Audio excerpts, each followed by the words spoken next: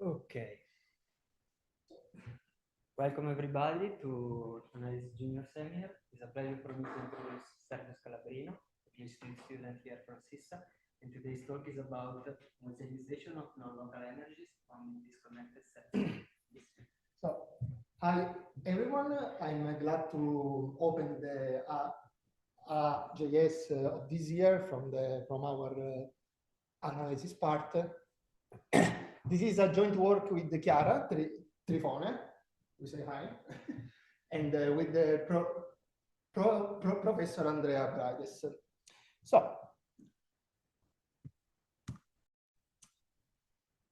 So first I will give some ideas of how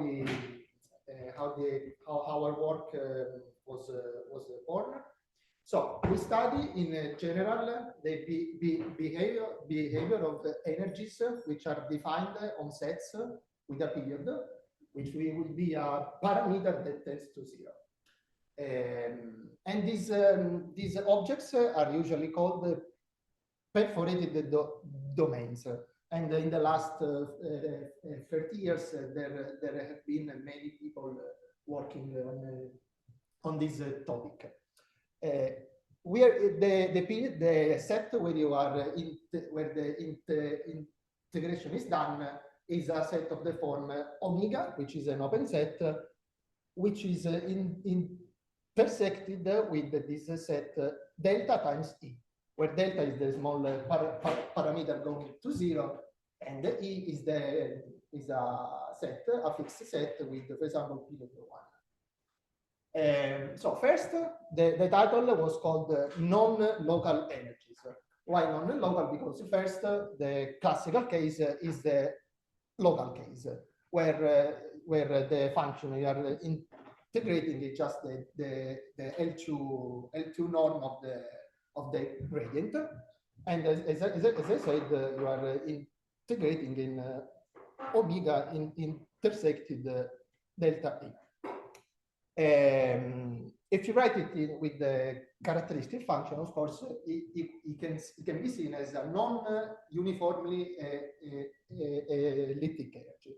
Why non-uniform? Because there are points, the ones that are out of E, delta E, where the energy is just 0. So you don't have the strictly greater than 0 assumption where you usually study PDEs, which are uniformly elliptic.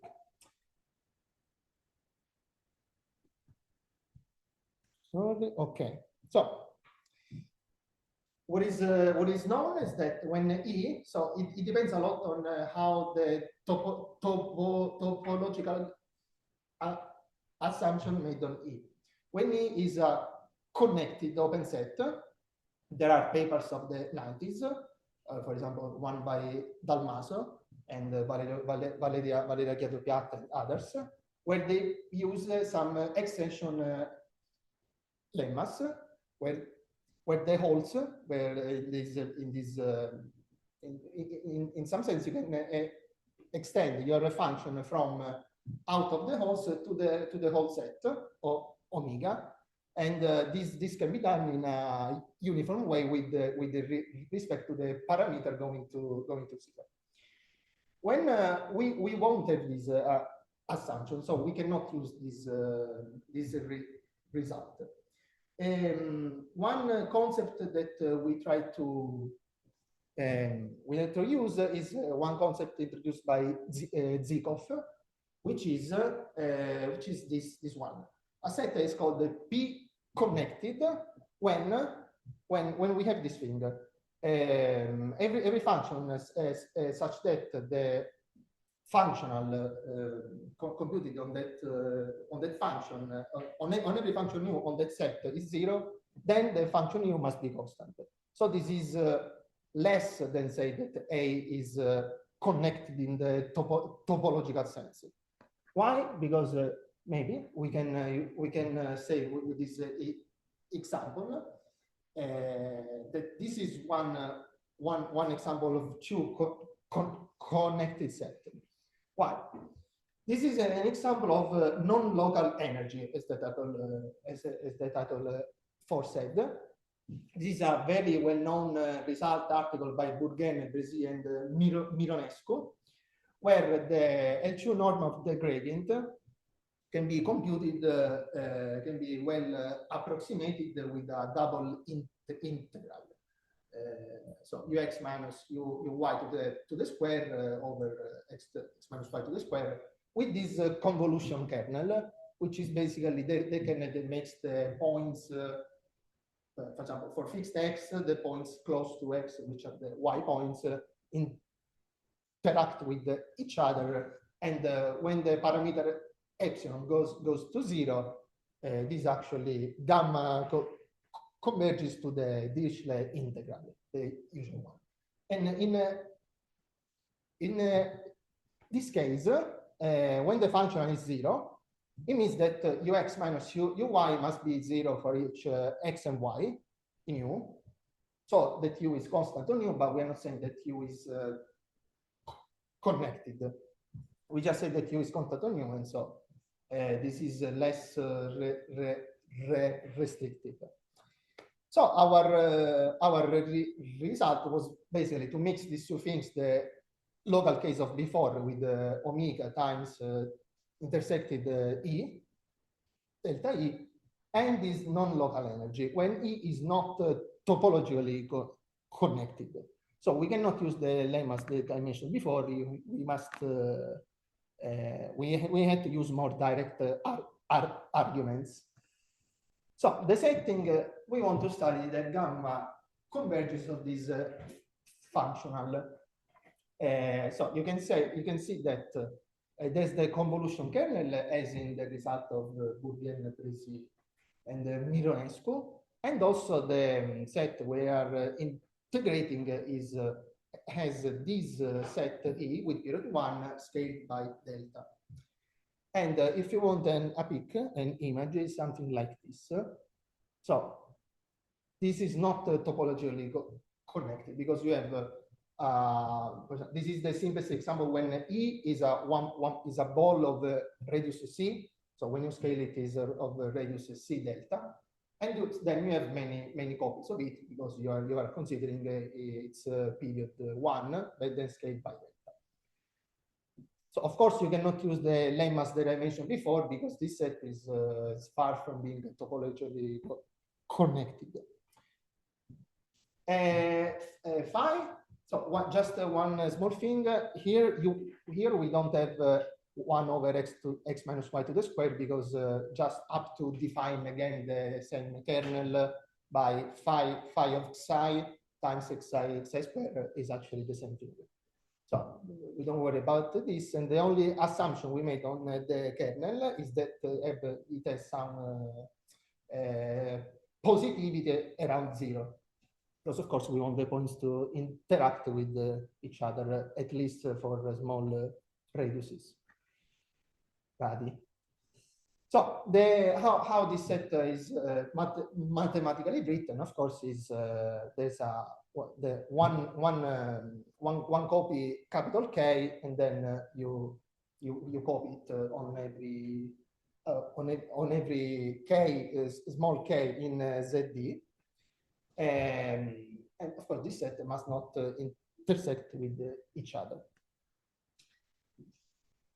We want to discuss the following points. First, since the functions are only defined on the balls in this picture, but on the copies capital K, on the copies of capital K, we want to understand which kind of convergence we can define in this problem. And then, of course, we want to use a kind of convergence such that the functional are coercive. Why? Because from the equibundedness of the functionals, we want to know that there is a subsequence that converges to something. And this will depend a lot on the ratio between the two parameters, because As I said, there are two parameters here. One is delta, which is the period going to 0. The other one is the radius of interaction of the kernel, which is epsilon. Depending on how much one is the same order of the other, or maybe one much smaller than the other, then the behavior changes a lot. And let's say that we found the most interesting case was when the delta, so the period, is much smaller than the radius of the convolution kernel, because we will see a so-called separation of states, which means that it's like you do the two limits, first one and then the other one. It's like, because you cannot do it actually, but you have to do the limit at one time if you want to study the real gamma convergence of the functional. So first we discussed the coerciveness, so the compactness of the functionals. In the case where epsilon is much smaller than delta, we do not have the functional are coercive. Why? Because with a picture, if this is a square, say 1 square. No. So this is the set K. This is one set K, scaled by delta. Here you have another copy of it, so it's the same. So this is of order delta, and if epsilon is much smaller than delta, I don't know if they can see it, yes. Then, if, for example, if you have a point x here and a point y here, of course, the epsilon is not, it doesn't reach any other point of any other copy. So all the copies, they don't interact with each other. And this is basically, we say that the function is constant on every piece. Instead, when, for example, it's much bigger than taking this x, this epsilon, then the other case, when it will be much bigger than one copy, has actually some interaction with the other copies. Okay. So it's easy here to see that they are not coercive. What it means that for every u in L2,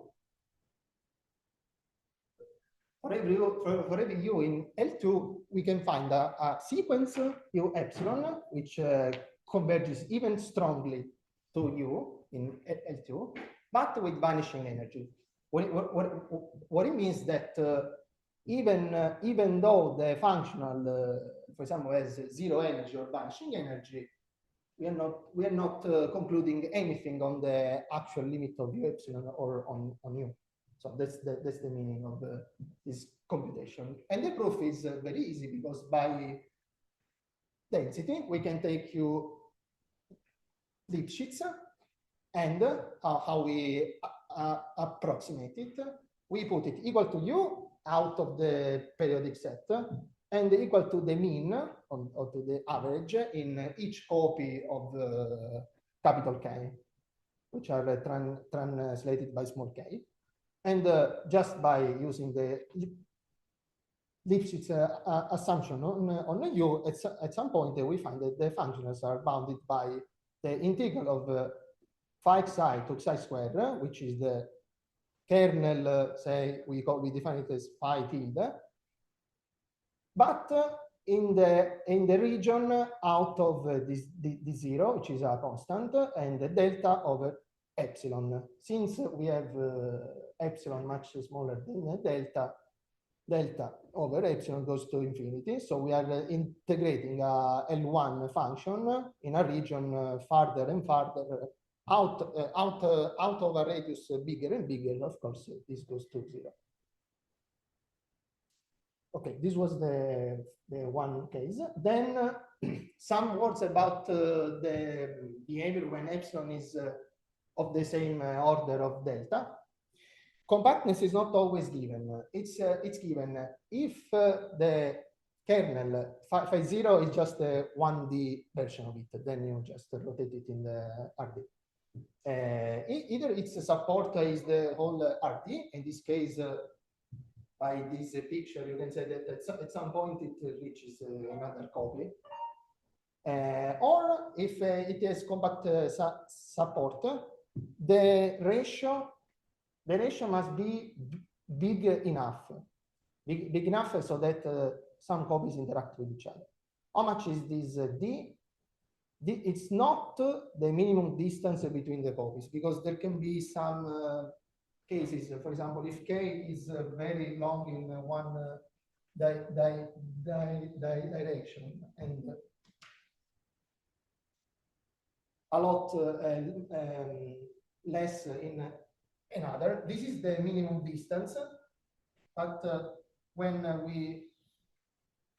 if we increase it by the radius epsilon, then it's not here. It doesn't reach the other copy in the y direction. That's why we use this D, which is the infimum of radius, such that when you inflate it, it becomes topologically connected. Because in this case, it will be connected in this way, but not in the other way. So it must be actually, this is D, which is bigger than this distance.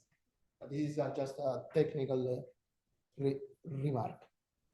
So in this case, we consider the convergence with, now seems a little odd, but then we become the L2 lock. So let's just start with it.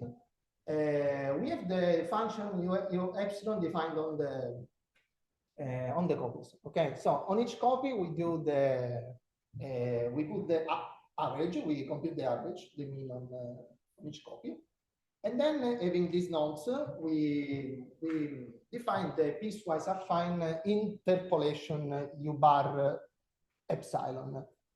This will become, of course, a function on L2 or on the whole omega. And we say that u epsilon converges to u if it's a piecewise affine interpolation u bar epsilon converges to u.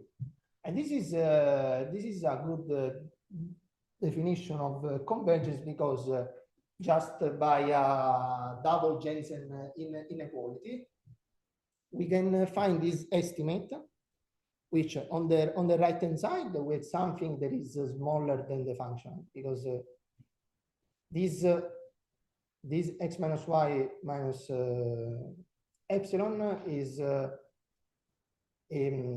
bounded from above by the convolution kernel. And on the right hand side, this is actually, it's a discrete form, but it's the real L2 norm of a piecewise affine function, because on each k you have the incremental ratio. Though here it will be the real L2 norm of this function u bar epsilon. So having the gradient bounded in L2, we can extract a subsequence, and it's coercive in this sense. And then there are some, we didn't compute this result because there are actually other papers when it was already done the same way, because it's like they are the same parameter in this case. And this formula comes out, which is a typical formula of the homogenization theory. But we don't want to discuss this one, because the most interesting case is this case which we studied the most. So when delta is much smaller than epsilon, we define the same convergence of before. So the piecewise affine interpolations. In this case, on the cubes k plus 0, 1 to the d scaled by epsilon, of course, intersected with the periodic set. And in this case, as I said before, up to we can extract a converging subsequence in L2 lock with the u equal contained in H1, which is H1. And the computation, it's actually almost the same of before, because you find that the functionals are bound. These this one again is the L2 norm of the piecewise affine interpolation now with the scale epsilon. So again, as I wrote here, is the L2 norm of the gradient of the piecewise affine functions. And being bounded, if the functions are bounded by a constant m, then you can extract a subsequence converging in L2. Okay, now, as I said, this was an odd, strange way of defining the convergence. But actually, by this computation, we can state them, they can be restated as a local L2 lock strong convergence. For example, it was used by Jikov, the same that I mentioned before. And this is just by using this form of Poincaré inequality for double integrals, which gives this. And then you have this bound. You have this bound, and thanks to this bound, which is a function times epsilon to the square, the difference between the real function and the piecewise affine interpolations, they have all the same limit. So we have this limit in 5. So again, this was just to say that actually the convergence is L2 lock. This is good. Okay, now finally the asymptotic analysis, which means the gamma convergence. We want to compute the the lower bound, the upper bound. This one usually does in computations of gamma convergence. As I said, the following this result highlights a separation of scales, which means that it's as if first we let delta tend to 0, and since we have a set with a period the delta going to 0, this is actually Riemann-Lebesgue lemma, where in fact the characteristic function delta E times delta E converges a weakly star in L infinity omega per omega to its mean, which is of course the measure of the set to the square. So it's like first we compute this limit, so it gives the Riemann-Lebesgue lemma, and then we apply Bourgain, Brezis, Mironescu, which means letting epsilon going to 0, and the double integral of before becomes the local integral of the L2 gradient of the L2 norm of the gradient with this constant, which is the same in Bourgain, Brezis, and Mironescu. So we want to what we want to find is that the gamma limit is this function f infinity, which is it's very simple. Why? Because it's like you're doing two consecutive limits, each of which is very well known. The point is that you have to prove that you can actually do the consecutive limits by doing it just once. So as usual, one of the two bounds is easier and one is harder. In this case, the harder bound is the lower bound. But we have 4 slides. So the limit inequality. First, just one simple case we do for phi, which is just the characteristic ball of the characteristic function of the one ball. This will not be an issue because then with a very simple approximation argument, we find the general case of phi. So we use the so-called blow-up technique. What it means? We localize the functions in X, in this case, to every set omega, to every open set A, including omega. By seeing it as a function of A, this becomes a measure, mu epsilon A. So the measures we want to compute, we want to find this.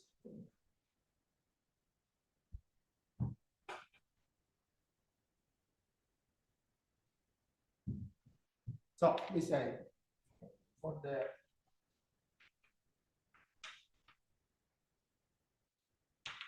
lower bound, we said that for every u epsilon converging to u, in this case with the convergence you chose, so in this case we choose then what we want to find is that f infinity to the u is less or equal than the inf of the epsilon going to 0 f epsilon to epsilon. Okay, so usually one what does one say here is that if this limit is equal to plus infinity, then it's trivial. Then you say, okay, let's say it's not plus infinity, so it's equal to a number n less than infinity.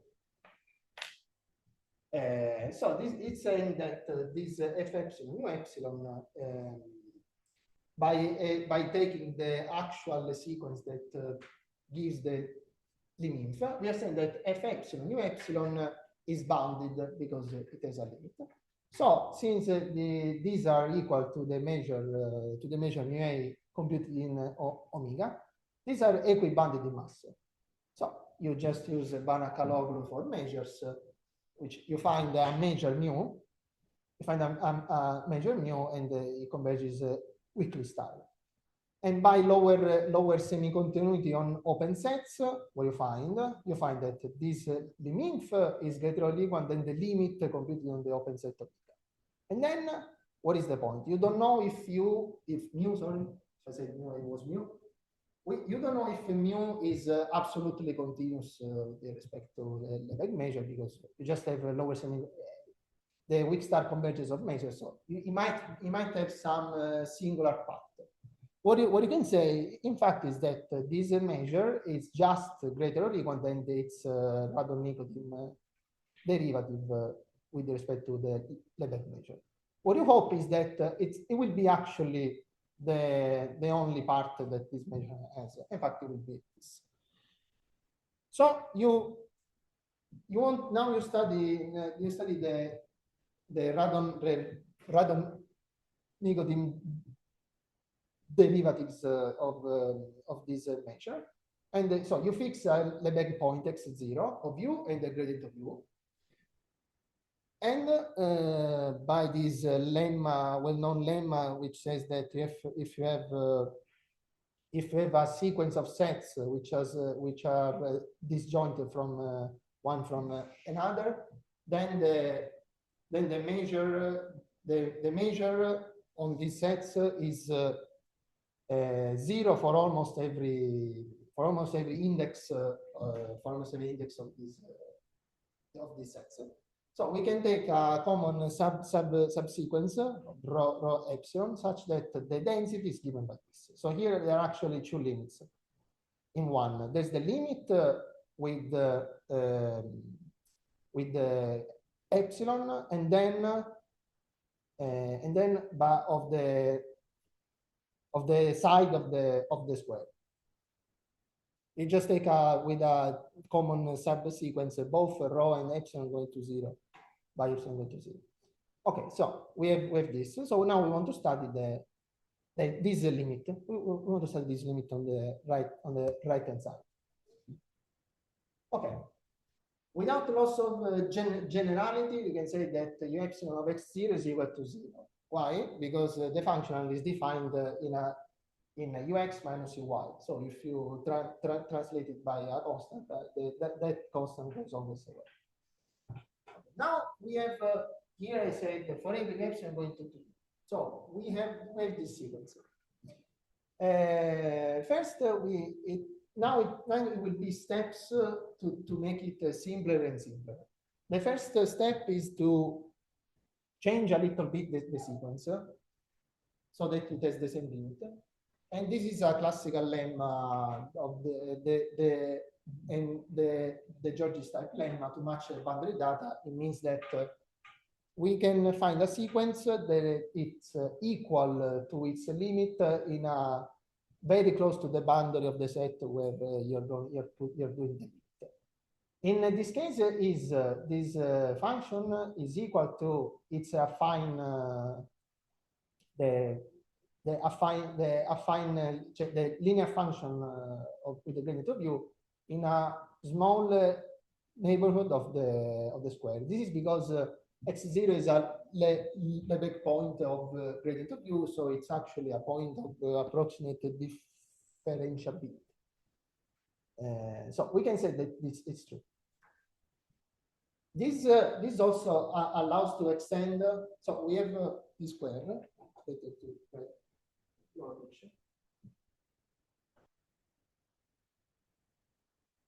So we have this square Q this Q of x. Okay, so in small closer to the boundary of this square here, it's the u epsilon, or every epsilon is equal to gradient of u in x0 times x minus x0. So actually, when we have a function that is equal to something on a boundary, on the boundary of this cube, we can actually extend it in every other cube here and here in the same way. The same way in the sense that here it's equal to gradient of u x0, etc. Here you extend it in a period with the period rho, because the square is as a side rho. Okay, so we have the ratio is equal to this functional, and this u epsilon satisfies these boundary conditions. They mean that is rho periodic. And then we can lower bound. So we want to go lower and lower. We can take the inf with respect to these functions which have a period rho. And here there's one technical step. We change the omega in the y with the whole RD up to an error which goes to 0. And the error is basically this. So since we have the phi is equal to p divided by 1, phi epsilon is just this. It's the epsilon ball. So we are integrating in the set where x minus y is less than epsilon. Since this neighborhood of the square is actually long epsilon, every point up to here, example x, this point x close to the boundary here, it doesn't interact with points here because this is greater than epsilon. So this point at most interacts with points where still the function is affine. And then here not anymore. And when you compute this part, the function on this part, since it's affine, you can bound it with something that is smaller. In fact, there is the measure of the neighborhood of the square over rho because you are scaling it. But it's basically to say that instead of integrating in omega, you can integrate in all RD, and this will be useful to use the period. Okay, then as one usually says in this kind of paper, you use periodicity plus convexity argument, which allows to reduce from rho to delta period. So remember that rho is much greater than delta. So every function, and we are taking an inf. Every function that has, say, period n, then natural, sorry, every function that has period 1 has also period n.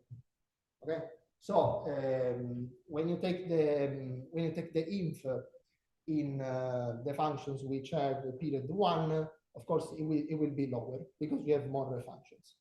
But if the function if you have the function that is convex, you can use this trick that allows to pass from a bigger period to a smaller period. So we have period rho, which is bigger than delta. We want to pass to period delta. If we have a function, period n period, we can construct a new function. For example, this is in the real line, just to convey the idea. This function, 1 over n,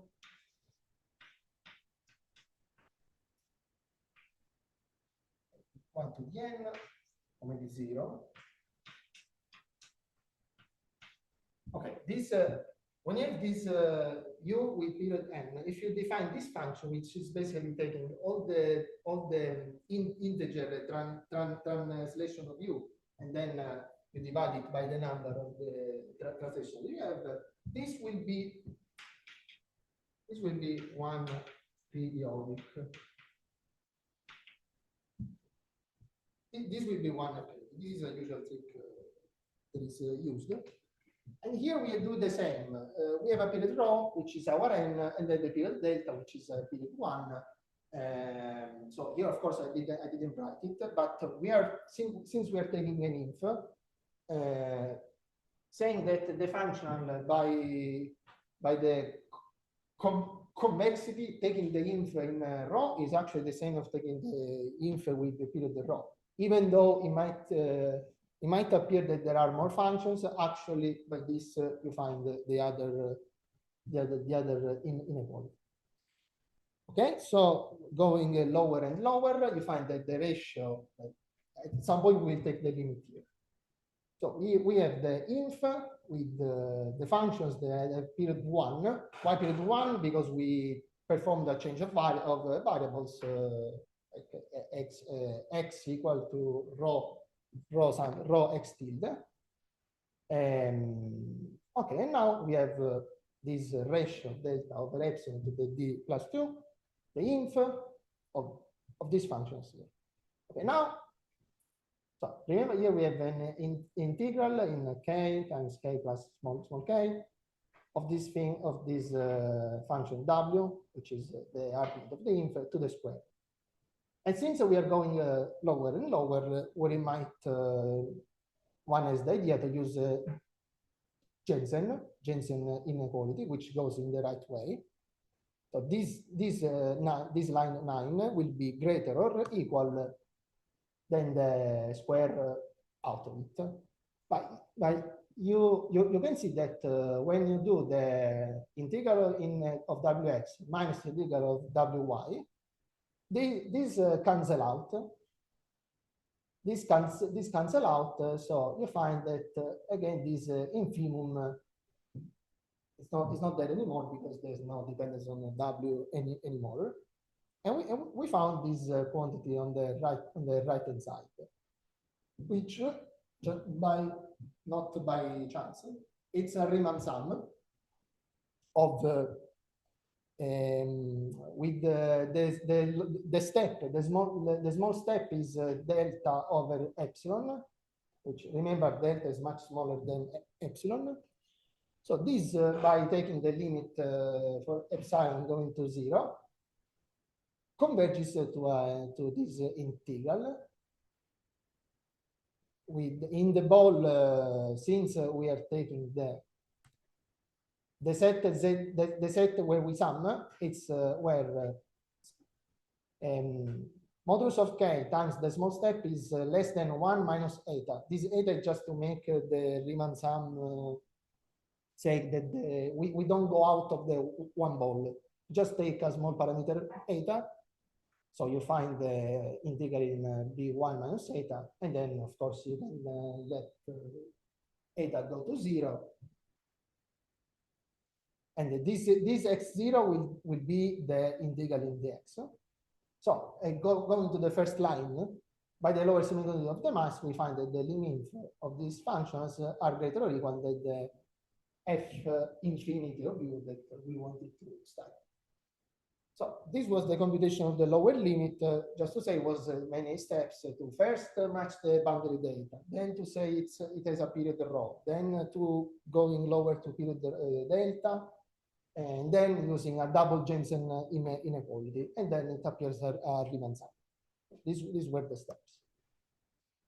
For the upper bound, just one slide because it was much easier. Just the technical remark is that you want to find a recovery sequence, namely a specific sequence for which the lim sup of f epsilon u epsilon is less or equal than the f infinity u. And the technical remark is that we can take the constant sequence in situ by density, and you use just a Cauchy-Schwarz inequality, where the rest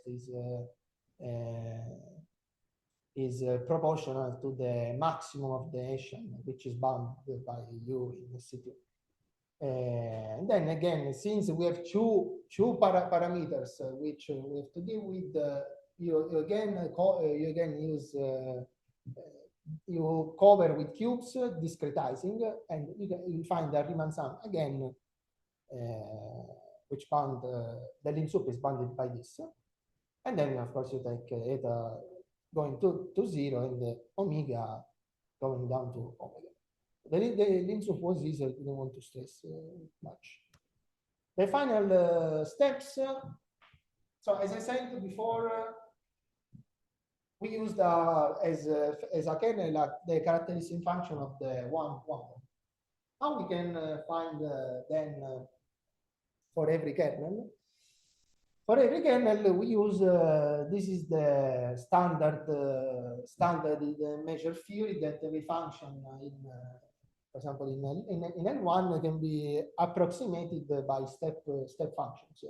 In this case, since the kernel is decreasing, these step functions phi n, they are really a star case function. So they are characteristic functions of all nested to each other. So the point is that to say that phi is approximated by this phi n, which is a finite combination of characteristic ball, not of one ball, but radius rk, but the combinations of before are just the same. Just instead of epsilon, you have rk times epsilon. Okay, then here, what you do here, the crucial step is that you use the super additivity of the limit, and we are using it here. The first greater or equal is just that the phi is greater than every phi n. So here you have inside the phi. Here you have the phi n. In fact, you have the sum in this index set of the indices, and this is the same form of before.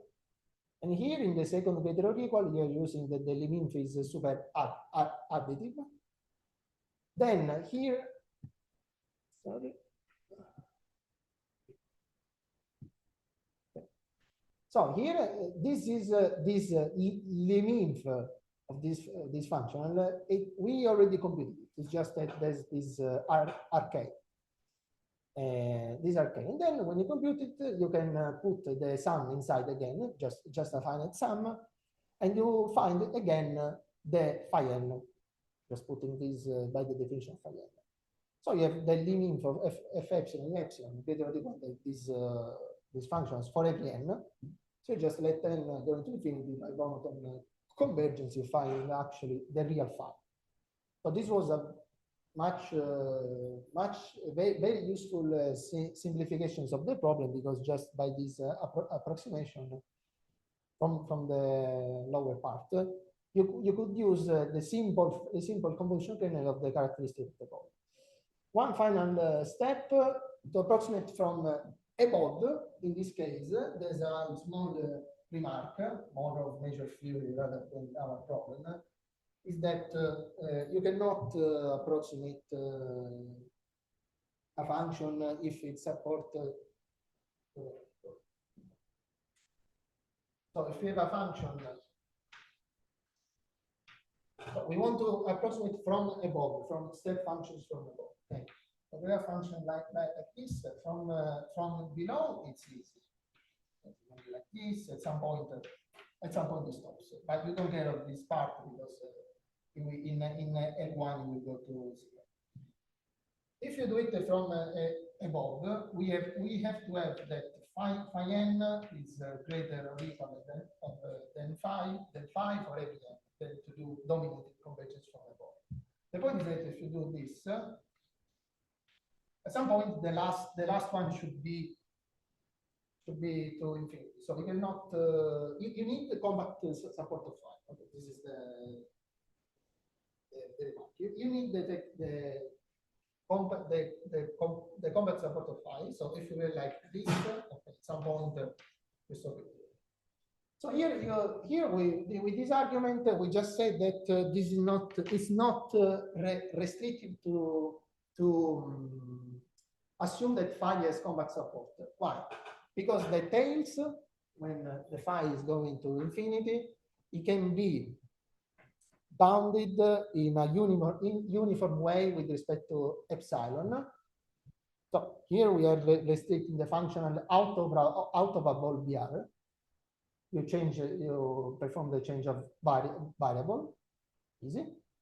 Then here, since we are doing the lim sup, it's for the lim sup. You can take U as smooth as you want. For example, in C1, you bound in this way. So here you can see by this computation the epsilon went away. So at some point you find that the tails are bounded by the integral of our kernel out of a ball BR, and this is small when R goes to infinity, independent of epsilon, uniform in epsilon. So this says that when you have phi, you just cut it in a ball BR, and there you can approximate from above with the step functions with no problems, because the tails then will go to 0 by R going to infinity. So this concludes even the lim sup for a general convolution kernel. Just put 4 papers, Erdmann and ours, but the most used one were the first 2. And thanks for the attention.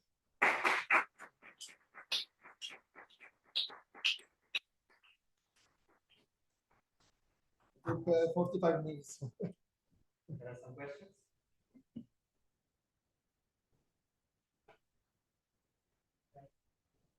Some comments on the should we use that the second moment is fine?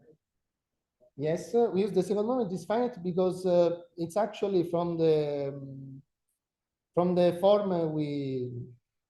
in the form we used it, in the sense that when you have Bourgain, Brezis and Mironescu, you have this x minus y to the square, and this will need only that phi is in L1.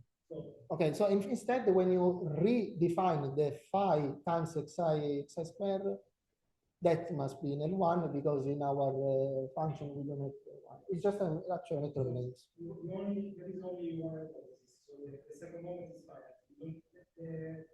It must be. Again, is not L1, not necessarily. No. It should be non-negative. I mean, yes, because it's a positive function because it's just to connect the points. To connect the points, in the sense if the usual hypothesis that it's decreasing because you are saying that points which are closer greater gradient. Do you expect to have the same result? That I talked with Brezis and said there's a problem of scaling. I don't know, we didn't discuss it much. For every P, of course, it works. For every P greater than 1, it works the same. No. No, instead of two for every. No, fraction one we didn't discuss. Is 1 over 1 plus S2 and we really, I asked him and said there was like this problem of scaling. It's at least in this way it cannot be done in the same way. Maybe also the compactness will be the same. Maybe just when do the blow up when you change variables at some point. Use quite frequently, but one that the kernel is at least the characteristic of is something that you do. In fact, exactly.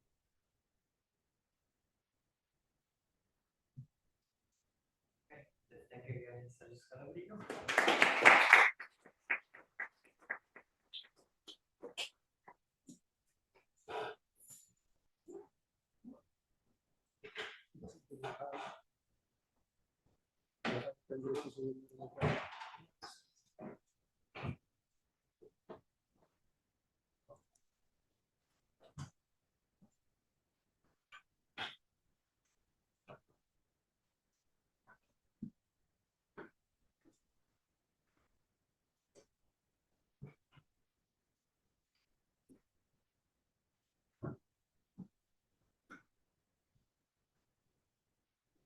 Registrata ancora?